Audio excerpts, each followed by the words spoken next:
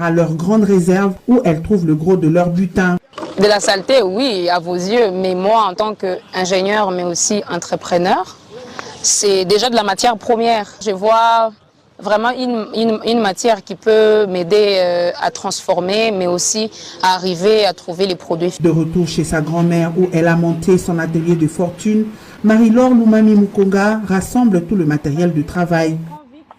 Avec l'aide de son grand-père, elle fait le feu pour la préparation de la brique écolo. Une fois le four chauffé, des bouteilles plastiques y sont placées pour la fonte après une pesée au préalable. Et c'est au fur et à mesure qu'elle rajoute les bouteilles plastiques jusqu'à atteindre la quantité voulue. Une fois toutes les bouteilles fondues, cet ingénieur encore en formation ajoute un autre mélange indispensable, le sable. Les matières plastiques nous servent comme, ils jouent le rôle des liants en remplaçant les ciments.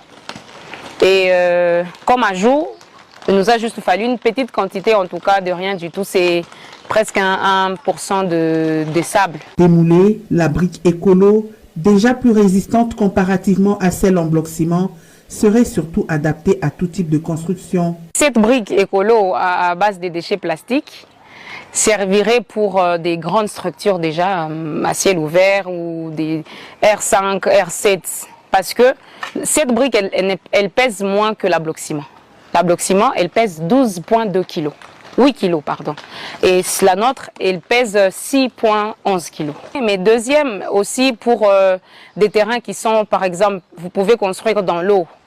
Si vous voulez construire dans l'eau, ça serait un matériau en tout cas adéquat pour ces genres de construction. Parce que ça va déjà stopper l'humidité et ça ne va pas se dégrader aussi vite, d'autant plus qu'il y a la présence des plastiques. J'ai fait faire l'essai au labo des compressions.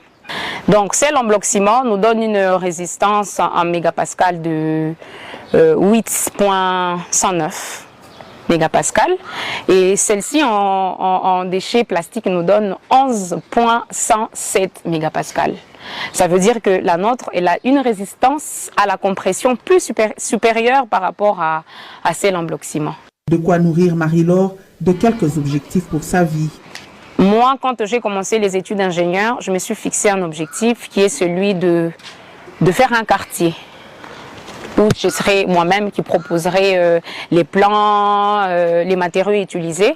Un quartier que je vais construire avec ces genres de briques. Je pense que ma première maison, moi, si je peux construire, peu importe qu'elle soit d'une chambre ou deux, ce serait avec ces matériaux-là. C'est de cette façon que Marie-Laure Mukonga compte assainir la ville de Lubumbashi, envahie à ses jours par toutes sortes de déchets plastiques. Une idée qui prend forme après 2 ans de recherche. L'accompagnement adéquat pourrait donc aider cette fille au talent hors du commun à améliorer ce travail dont elle est fière et passionnée.